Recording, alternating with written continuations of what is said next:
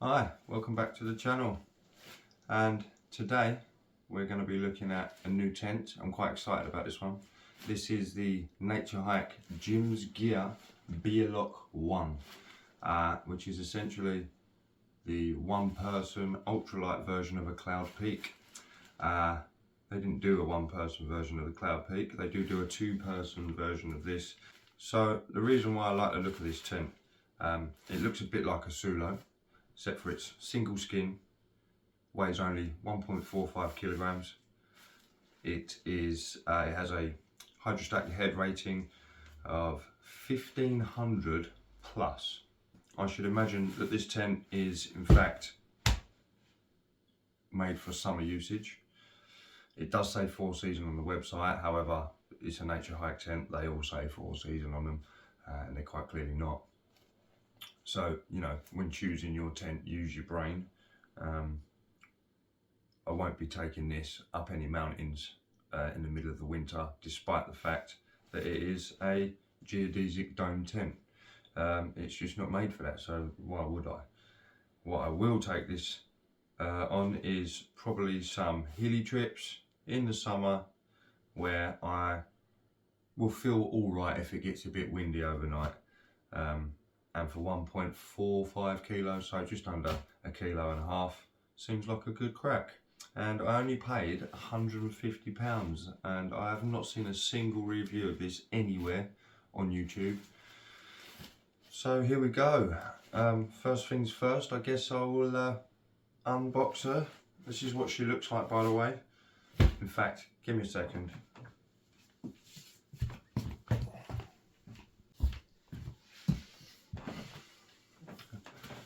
Right, so for scale, before we look, this is what she's like packed. Nalgene bottle, not too bad really. Couple of Nalgenes, I guess, a little bit fatter.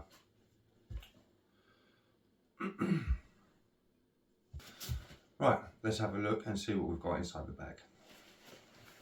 Right, inside the bag we have the fly. It's a lovely colour, by the way, quite like that. We'll find out what that looks like shortly.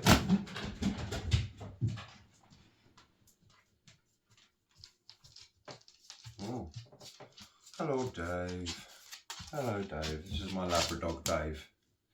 Hello, you want to come sit here? You want to come sit with Daddy? Dave, you want to come sit with Daddy? Come then. No? You can't stand there because I've got to do a video. Oh look, and here's my other Labrador. Let's stop interrupting my video. Oh, okay, Labrador 1. Fair enough.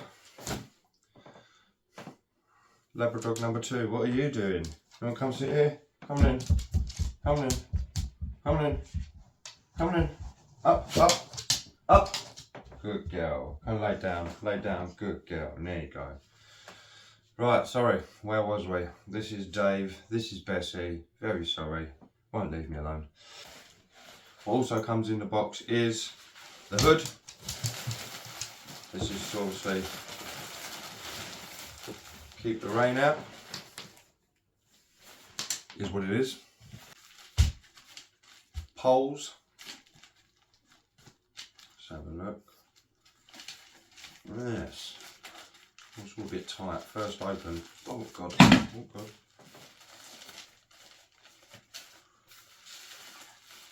Ah yes. Okay, what's this say? Euxin. Okay. It's very shiny and nice looking. 2 very small bits there. Not sure how much I like that. Okay. Some very nicely painted Euxin UL. About 8.5 or something thereabouts. So poles, and finally some pegs. I like these little bags they come in. It's a lovely colour, all made with little branded Jim's Gear labels on them. Jim's Gear. Have you ever seen a Jim's Gear sleeping bag? For those of you interested, I won't ruin it for you. Google Jim's Gear sleeping bag and you'll see. Oh wow, okay, look at these. So we've got some actual aluminium stakes there with some pull cord on them. That's what we got, 3, 6, 9, 12, 13 pegs. That's obviously one spare. Okay. Goes back into the bag all right. All right. Goes back into the bag all right. And yeah, next job is to see how she goes up. We're going to put her up in my garden today. It's a beautiful sunny day. There are about 1 billion dog walkers outside. I know, because I just was one of them. So instead of trying to dodge all the dog walkers, we're going to do it in my garden. Excuse the mess, it has been a winter of storms, and we're just getting on top of it now. However, I have got some space, so let's go and do it. Right, this is what we've got. So, the Bealock one. As you can see, she's a beautiful tent. Beautiful tent. 6-sided, got the cap on there. There's the little Jim's Gear logo. Very smart. Very smart tent, isn't it? Okay. Gosh, that looks lovely. Okay, let's go and have a look inside.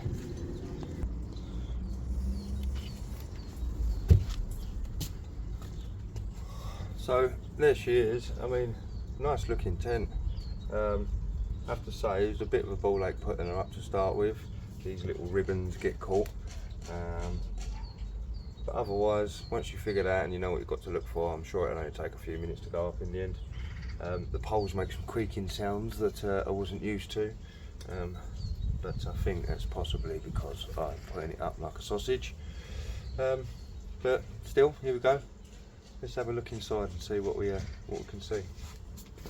Now, we've got Velcro on the inside here. Little storm flap. Got tag one-way zipper, yeah, by the looks of it. Yep, so a one-way zipper. Come undone okay. What do we do with this? Just toggle. Okay. Right then. Let's see what we got. One toggle there, that's an in to out toggle. Gosh. Okay, a bit more there. Oh, double toggle. There we go. Okay. So straight away I can see that if this is wet and there's water running off of here, that could possibly cause me a problem inside the tent. We'll have to see. Rain tester possibly. So we've got the half and half solid mesh inner there. Looks good. Everything looks awesome. Stitching looks nice. We have got a two-way zipper on the inside. Okay. Oh. Let's have a look. All right.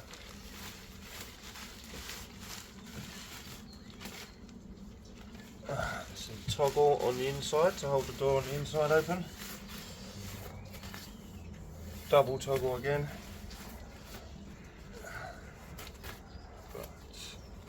I think we only need one. And let's have a look. Space in here.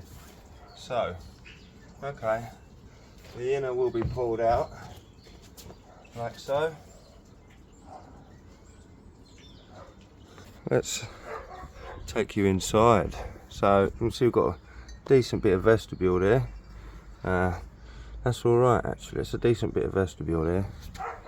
And you can see the blue ribbon here marks the edge of the space. So I mean that's not bad actually. And as we can see, we'll come inside here, and it's not a bad space. There's a hook up the top there, very well vented. there's a vent at the back here. I've obviously not pegged it out, so the outer is touching the vent there, but it won't once it's pegged out. And instead of a second door, we've got a window. So I mean, this is like, I guess, a storage area. Let's have a look. Yeah, look, excuse my decking, needs repainting. Well, look at that. So that's enough space there for you to stick your gear, your bag, your boots. It's exactly the same as what we've got on this side. So I mean, I'm quite happy with that. Guess the next thing to do is figure out how well a long wide sleeping pad fits in here. So next job. Right, so let's have a little look see inside here. I've sorted out my new light tour in there. It's about 200 centimeters long ish. It's the long wide one. So as you can see, we've got a bit of space up the back here. There we go. And then a bit of space down the bottom there. Okay, so there we go. Let's have a look up here. We've also got our little hangy loop. That is, by the way, my new £5 pump. I do have a flex tail one, but I'm trying out some Chinese stuff lately, and I want to see what a £5 pump does. And it actually blows this up super duper duper duper quick. Quite impressed with it, to be honest, for £5. Anyways, plenty of space. Got a little bit down the side here, as you can see. Yep, and it's quite nice. So I mean, let's have a look. I'm going to turn you over in a second, one sec. Right, so we're inside. It's quite bright, even inside here it's quite bright. Let's have a look what we've got here. So I am like 6'3". I've got, let's have a look, what can you see? I've got a bit of height, maybe 4 inches, something like that. It's good enough for me. The head does hit the lamp. Okay, annoying, but whatever. So there are some glaring issues with this tent. One of the things that I didn't want to get a Hilleberg Sulo for is the fact that I am probably a bit too tall for it. And if you're going to have a Sulo, you're going to be out in that bad boy in the worst conditions, probably during the winter, because that's what it's made for many hours. And so I'm just not up for being cramped for that amount of time. However, this is made for summer, and so I will be spending only the time that I'm cooking and or eating, and or sleeping inside the tent. And so I'm a little bit, I would say I'm not so fussed about being cramped in something where I'm only going to go to sleep. I've got a snug pack ionosphere, and that's cramped. So yes, I was a little bit worried about getting this just in case, and it is slightly justified, but there are some caveats. Now, I am 6'3", that's 192 centimeters. This tent apparently is 210 long, I think. Yep, 210 long. And the bathtub is supposed to reflect that, which it does. I've put a 200 centimeter pad in here, and as we've just shown earlier, we've got plenty of space either end. However, as I'm about to demonstrate, if you lay down in here and you've got feet longer than stubs, you're going to cause yourself an issue. Now, here's what I mean. Oh, I'm going to lay down here. Let's take my slippers off because we don't want that inside our tent. Get myself down. So, as you can see, my barnet's been squashed by the top there. Yes, and my feet, let's just turn you around, my feet are touching. Now that's not so bad because I'm a side sleeper. However, if I was in here in the winter, let's say, I would be quite upset with this. And being as this is a single skin, the condensation is going to run down, touch any part of me that touches it, is all just going to come onto that bit. Now, I don't plan on using this outside of the summer, like I say, so there shouldn't be too much of a condensation issue to worry about. And the second caveat I am a heavy side sleeper, and so most of the time I'm curled up in a fetal position anyway, in the middle of the pad. So if I go ahead and get on with that, now all of a sudden I've got plenty of room above me and plenty of room below me. I can handle that in the middle of the summer. I mean, I'm not going to be in here for too long. I'm probably going to be sitting in the doorway, cooking some grub, and then sitting out in the sun. Unless I need some shade, in which case I'll come in here and get some shade. However, I don't think it's too bad. If you're the sort of person that's going to be using this across more than 3 seasons, which I don't suggest or recommend, you're probably going to find, if you are 6'3" plus, that this is a little bit too small. I did get this tent because I saw it on Karen's Gone Wild channel. She's got the 2-person one. It looks immense, but she also, as a tall person, has had to stick her thermarest in there diagonally. I know your pain. I've done that in other tents. I have to do it in my lantern, and it is no different in here. However, there's no space for you to put it rectangle. So Karen, with your bad back, I suggest you don't get this tent, unless you're planning on not spending a lot of time inside it. I am looking forward to trying this out, actually. I've become sort of friendly with a channel called Beard in the Wild, and we have arranged, he's got a lovely Sulo, so we're going to arrange to have a little comparison and see if this thing can actually be a sort of very cheap summer Sulo, because to buy an inner for a Sulo, a mesh inner, is 200 quid, which is more than this tent cost. That's crazy. So yeah, could this be a good replacement for those guys that like dome tents but don't want to carry around a Sulo or pay £200 for a mesh inner? We're going to find out. So thank you to Karen anyway for showing me the 2-person version of this. It was the only review on YouTube, so well done you. And I can't wait to get out and have a go and see what she's like. It looks nice, so everything in here is well made, all the seams are good. Naturehike know how to make tents, whether you like it or not, they just do. I've had loads of Naturehike tents and none of them have failed me ever, and I'm quite happy with this. This is really smart. So yeah, can't wait to get it out, see what she's like. It's holding steady, pretty steady considering she's got no pegs in or no guy lines. Yeah, I'm quite happy. I can't wait, like I say. So anyway, thank you for watching. I am going to put this away, and next time I see you, hopefully we're taking it out somewhere very nice, and there's better scenery than my back garden. Have a good day, take it easy, I'll see you soon.